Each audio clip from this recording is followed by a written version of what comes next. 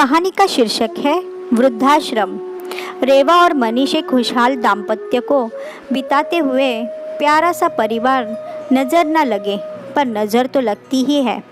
समय रेंगा नहीं उड़ गया, दोनों बच्चे बड़े हो गए, शिक्षा पूरी हुई, दोनों की नौकरी और शादी।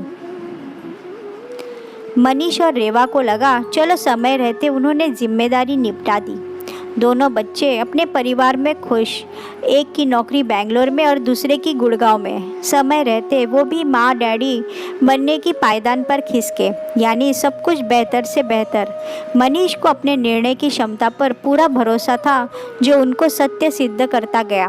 बच्चों से वो घुले मिले थे, सो उनका रुझान भी पकड़ पाए और बच्चे अपनी रुचि के क्षेत्र में जा सके।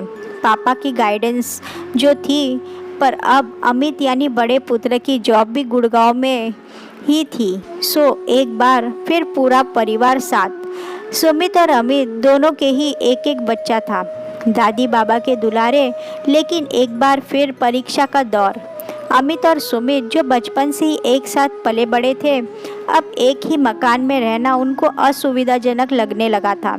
और जो बात मनीष और रेवा को हतप्रभ कर गई, वो दोनों का ये डिमांड करना कि पापा इलाहाबाद वाला मकान बेचकर गुड़गांव शिफ्ट करिए, यहाँ ही 2 फ्लैट ले लेते हैं।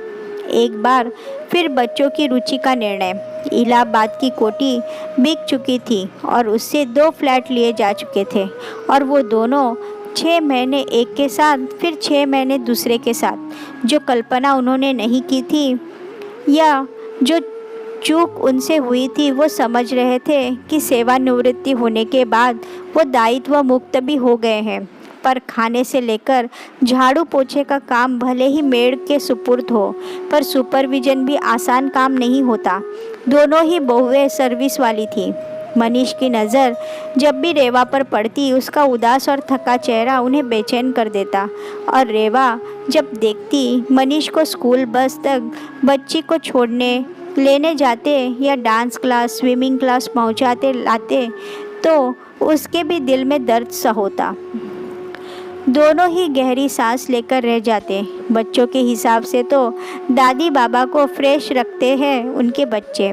फिर एक दिन उनकी नज़र पड़ी एक विज्ञापन पर, रेवाड़ी हरियाणा में बनाई गई सीनियर सिटीजन्स की एक कॉलोनी पर। एक दिन अकेले जाकर वो देख भी आए, 2 कमरों का एक घर, आधुनिक वृद्धाश्रम। एक मुस्कान खिल गई चेहरे पर। टहलने, स्पोर्ट्स, डॉक्टर, मेस, थिएटर, सब कुछ था वहाँ। इस बार फिर से एक सही निर्णय अपने दोनों के पक्ष में।